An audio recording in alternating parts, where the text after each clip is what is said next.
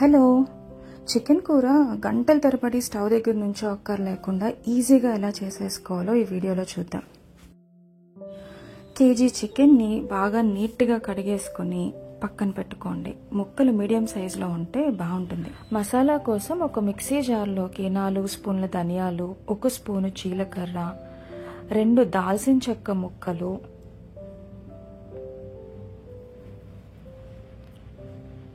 10 నుంచి 12 వరకు వెల్లుల్లి రెమ్మలు, కొద్దిగా అల్లం,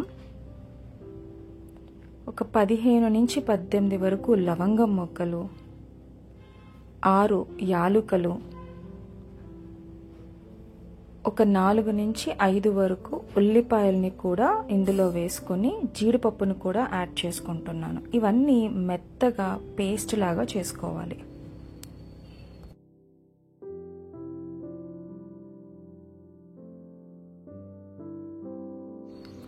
ఇప్పుడు బాగా కడిగి పెట్టుకున్న చికెన్లోకి ఒక 2-3 స్పూన్ల వరకు ఉప్పు, సరిపోయేంత కారం. నేను ఒక 4 స్పూన్ల కారాన్ని వేసుకున్నాను. ఎక్కువ తినే వాళ్ళు ఉంటే వేసుకోవచ్చు. 1 స్పూన్ పసుపు, రుబ్బి పెట్టుకున్న మసాలా పేస్ట్ని కూడా ఇందులో వేసుకొని బాగా కలుపుకోవాలి.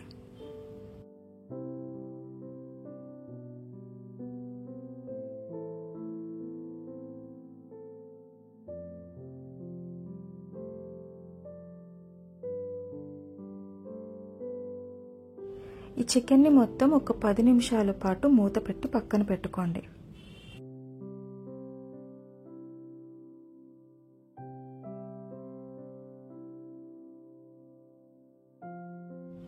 ఇప్పుడు స్టవ్ మీద ఒక వెడల్పాటి గిన్నెని పెట్టుకొని అందులో సరిపడా నూనెని వేసుకొని 1 స్పూను జీలకర్ర, ఒక చిన్న ఉల్లిపాయని చిన్న చిన్న ముక్కలుగా కోసి వేసుకొని సరిపడా కరివేపాకు, 4 పచ్చిమిరపకాయలని వేసుకొని బాగా వేపించుకోండి.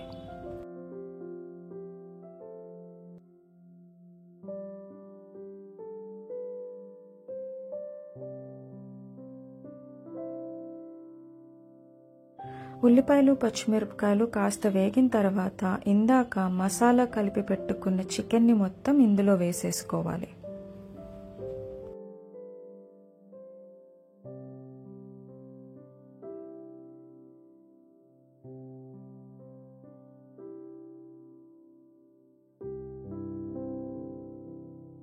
ఇప్పుడు ఇదంతా బాగా కలుపుకొని ఒక్క 5 నిమిషాల పాటు మూత పెట్టకుండా వేయించుకోండి.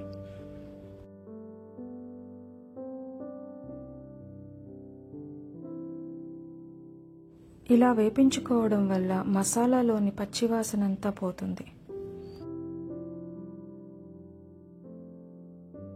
చికెన్ కూరలోకి లేత ములక్కాడలు ఉంటే భలే ఉంటాయి. నేను ఒక 2-3 ములక్కాడల్ని కూడా ఇందులో వేసుకుంటాను. దానికోసం ములక్కాడల్ని కట్ చేసుకుంటున్నాను.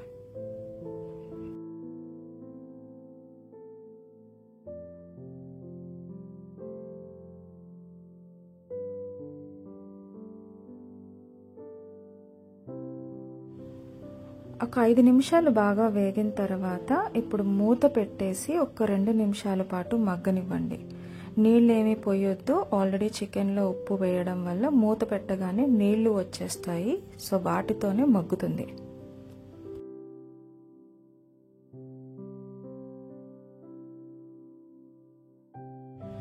కాస్త మగ్గిన తర్వాత ఇందులోనే నేను పుదీనాని బాగా నలుపుకుని వేసుకుంటున్నాను. ఒకవేళ పుదీనా ఫ్లేవర్ నచ్చదు అని అనుకుంటే ఈ స్టెప్ని స్కిప్ చేసుకోవచ్చు. ఇది జస్ట్ ఆప్షన్ మాత్రమే.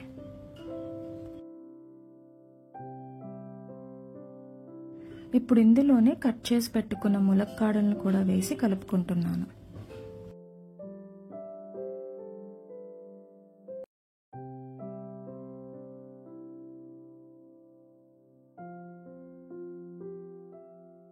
ఇది ఒక నిమిషం పాటు వేగిన తర్వాత ఇందులోనే 1 కప్పున్నర నీళ్ళని వేసుకుంటున్నాను.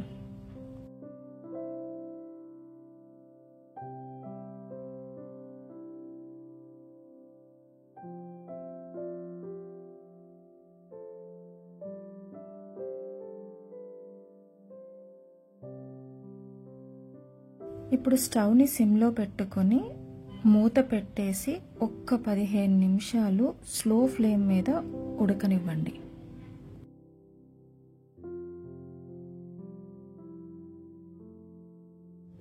మధ్య మధ్యలో చూసుకుంటూ ఉండండి, అడుగంటకుండా ఉంటుంది.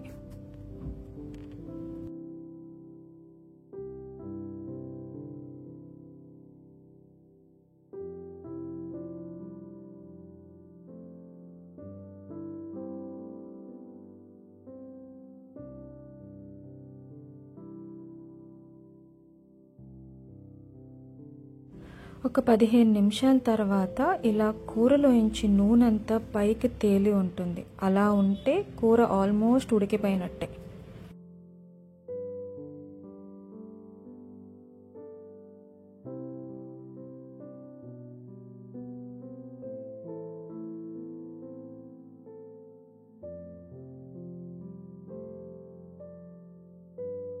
ఇంకా కూర అయిపోతుంది అనుకునే టైంలో కొద్దిగా కొత్తిమీరని కూడా వేసుకొని కలిపేసుకొని ఇంకొక నిమిషం పాటు ఉడకనివ్వండి. కొత్తిమీరలోని ఫ్లేవర్ అంతా చికెన్లోకి వెళ్ళి చాలా టేస్టీగా ఉంటుంది.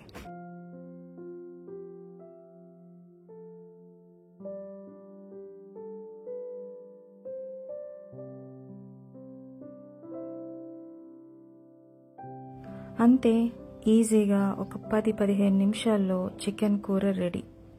కాస్త కొత్తిమీర జల్లుకొని తినేయడమే.